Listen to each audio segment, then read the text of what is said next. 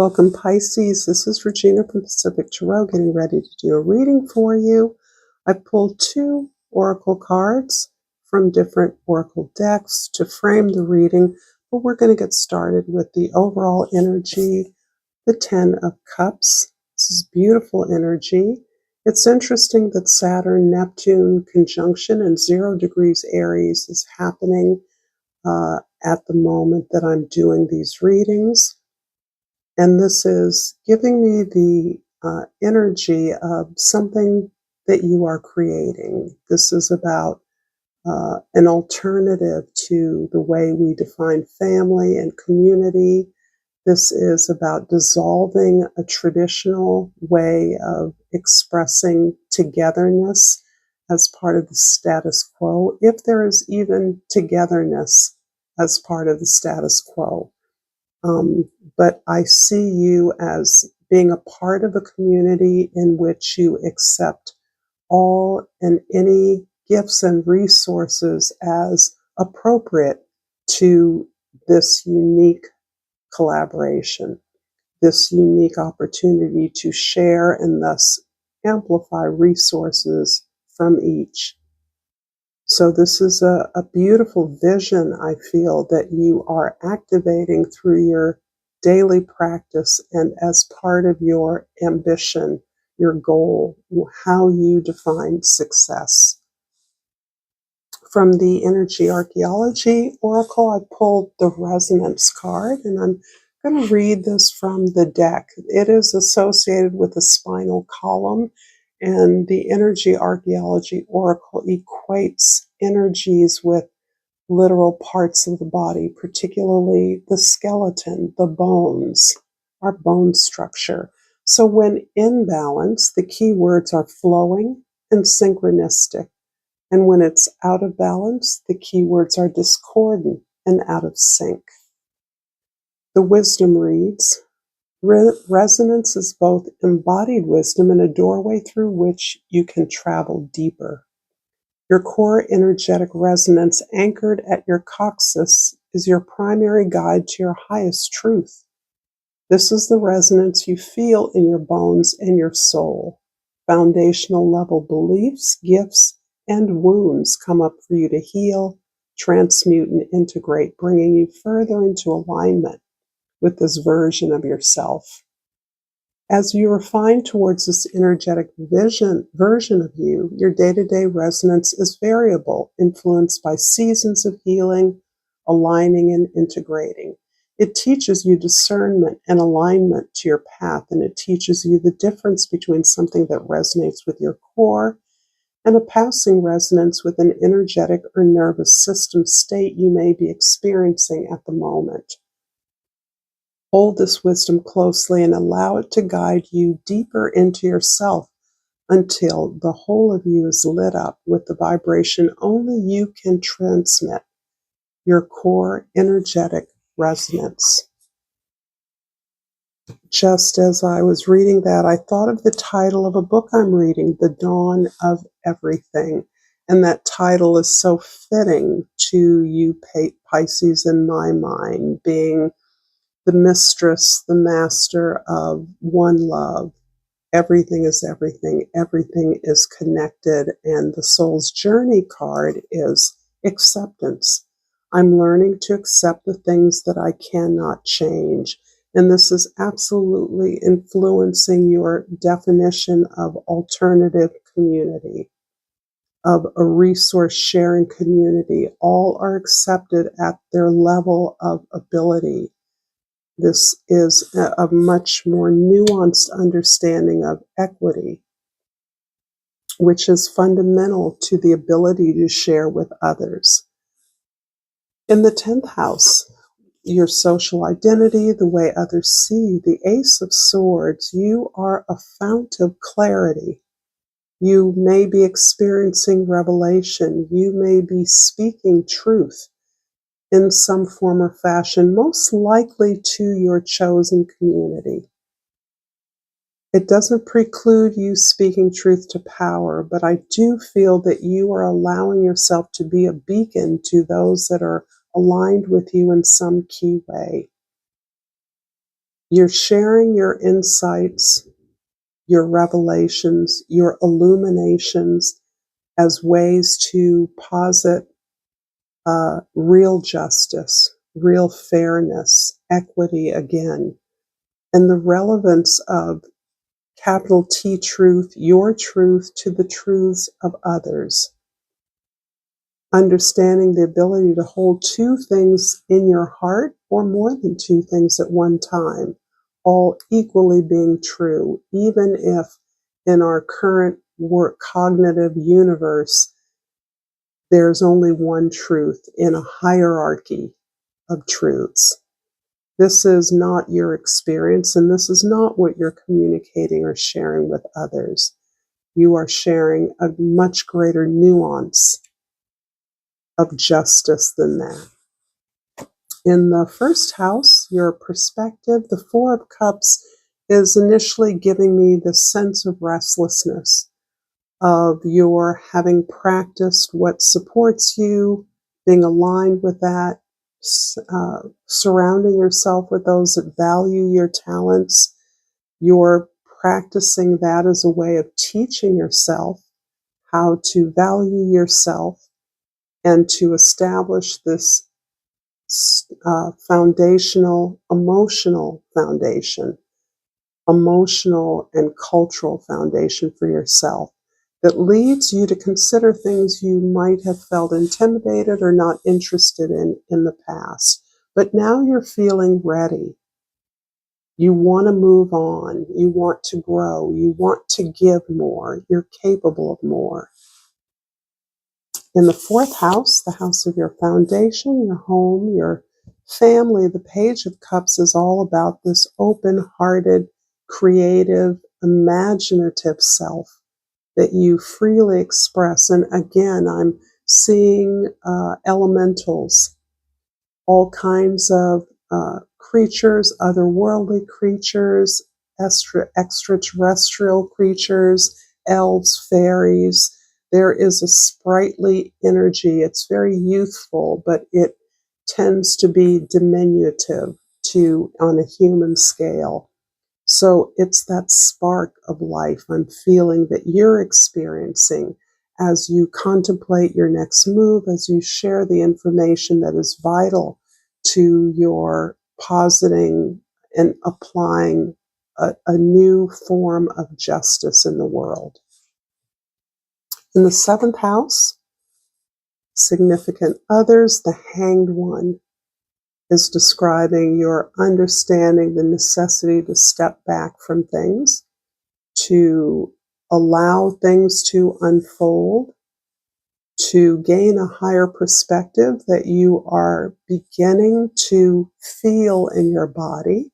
It's not necessarily something that you can articulate with words, but you're aware that you are ready. You need to see things from a higher perspective, a more inclusive perspective, because of the community you have invited and the diversity of that community.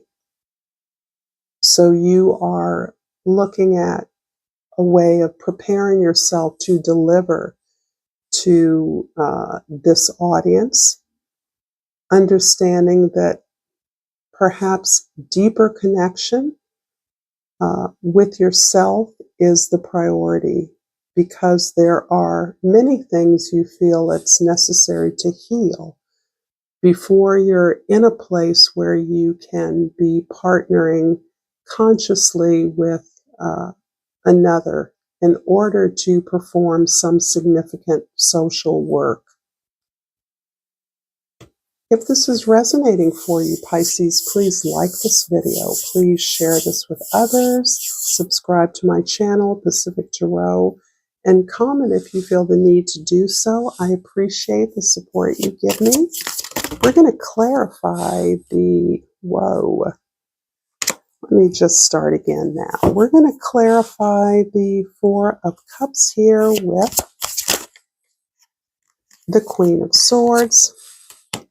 The Seven of Swords clarifies the Page of Cups. The Hangman is clarified by the Hierophant, and The Ace of Swords is clarified by the Queen of Pentacles. Okay, so we're not going to take that old. I'm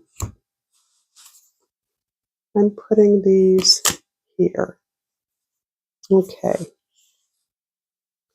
So the Four of Cups in the first house, your perspective is very much shaped by an ambitious desire. Some way in which you understand that you can take on, are willing to take on responsibility for others, a community, a project. You're willing to allow the buck to stop with you. You will answer for the work of others in some regard. However, along the way, you are exercising your ability to detach from your emotions, from your passion. This is beautiful because the devil is about this primal passion, this drive for success, for accumulation, for power. And the Queen of Swords allows you to put that passion aside, to detach from it in a way that allows you to make reasonable, rational decisions. You understand that you're working with your emotions, with your passions, with things you care deeply and fundamentally about. So you need to acknowledge your ambition, to not hide what you desire, but you also need a steady hand, a sense of dispassion, and of logic, of allowing others to participate, to buy in to this idea of moving towards a success that others define along with you. Words are important to this expression. You may be writing, you may be reading, you may be speaking in a way that calls on a body of literature or a specific field of research.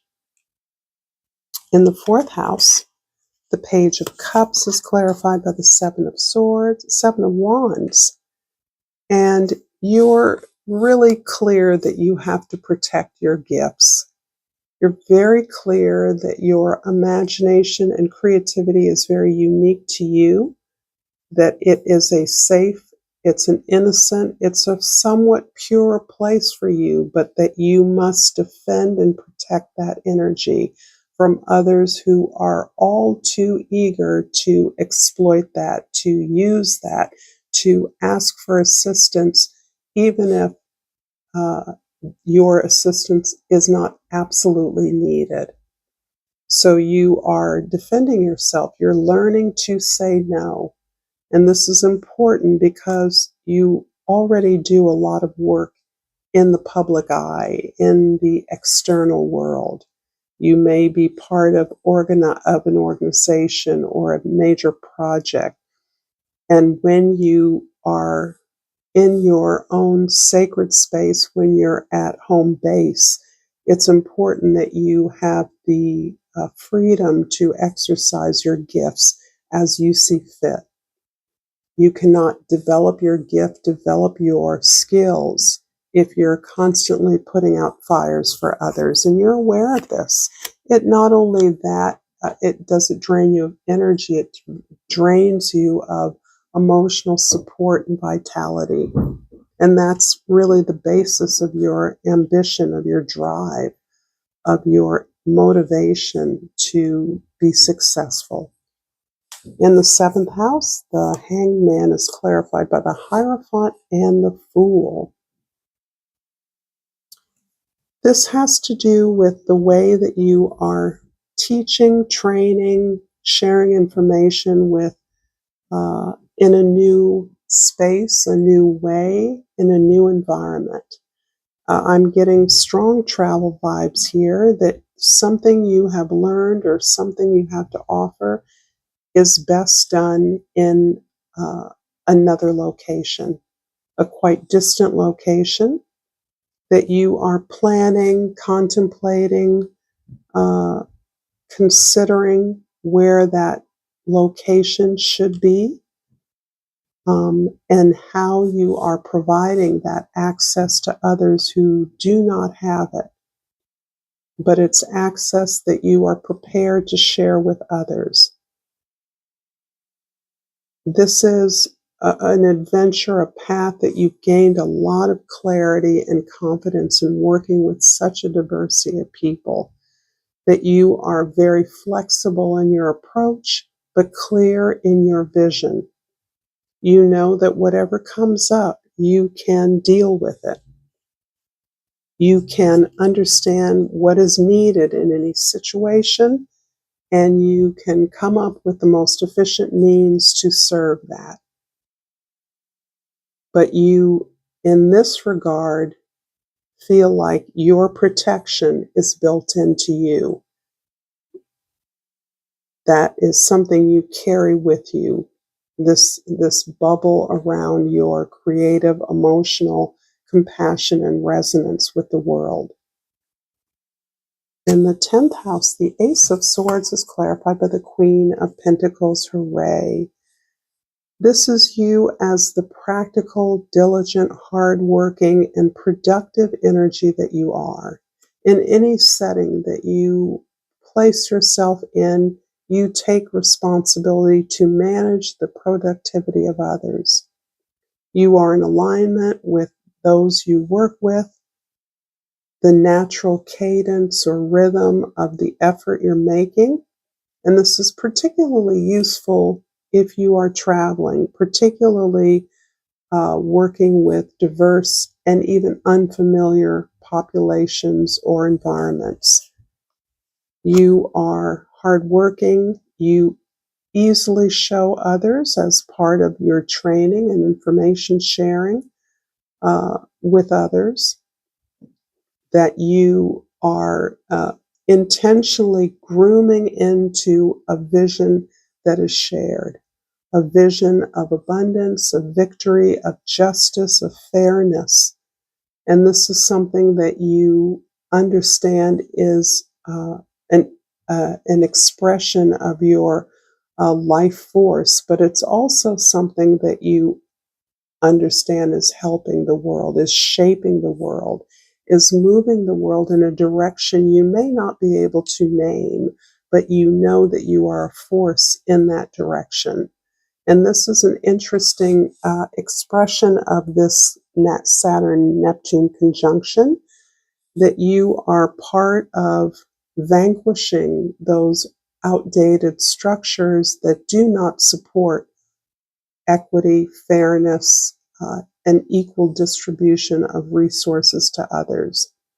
On the other hand, you are a new force, a new face of structure that is in alignment with the environment, with the planet, with other species, other intelligences, and is adept at utilizing resources so that nothing or very little is wasted, but abundance is regenerated. I'm going to finish this reading with a crystal oracle, and I pulled the Herkimer. I think that's the Herkimer. And the key word is dreams. I'm constantly manifesting my dreams into reality. Thank you so much, Pisces, for this reading. Again, like, share, subscribe, and until next time, namaste.